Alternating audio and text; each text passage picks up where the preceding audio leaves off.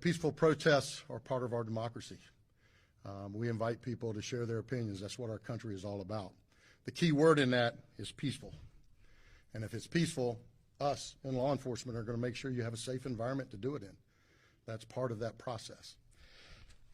If you let it turn violent, you do not want to do that in Brevard County. I'm going to tell you that, and I believe I can speak for my fellow sheriffs around the rest of the state. You don't want to let it happen. And just so there's no confusion, because I don't want to hear any whining later saying we didn't know, I'm going to break it down for you, all right? Because as you watch these riots unfold across the rest of the country, what you are seeing is buildings being burned down, police cars being bricked, having explosive devices thrown on them, having fire, guns pointed at them, bricks thrown at them, all and on. So I'm gonna break it down for you, all right? And if somebody wants to know what I mean by turn violent, all right, this is what I mean. If you resist lawful orders, you're going to jail.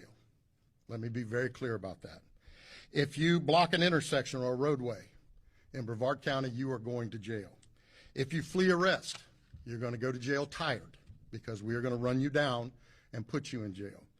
If you try to mob rule a car in Brevard County, gathering around it, refusing to let the driver leave, in our county, you're most likely going to get run over and dragged across the street.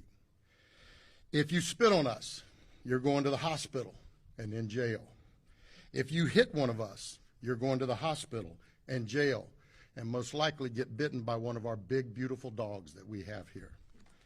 If you throw a brick, a firebomb, or point a gun at one of our deputies, we will be notifying your family where to collect your remains at, because we will kill you graveyard dead. We're not going to play. This has got to stop. You're watching what's taking place out there. You're seeing police officers that are being attacked, being spit on, being put in harm's way just for doing their jobs. You're seeing ICE agents that are being targeted for doing their jobs. And you're seeing obstructionists that are doing all of this, standing in the way of law and order.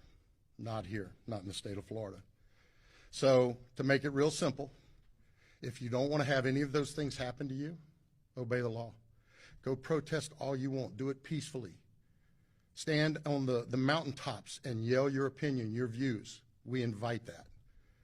But don't you dare break the law, because it won't go well for you. All right, gentlemen, thank you, sir.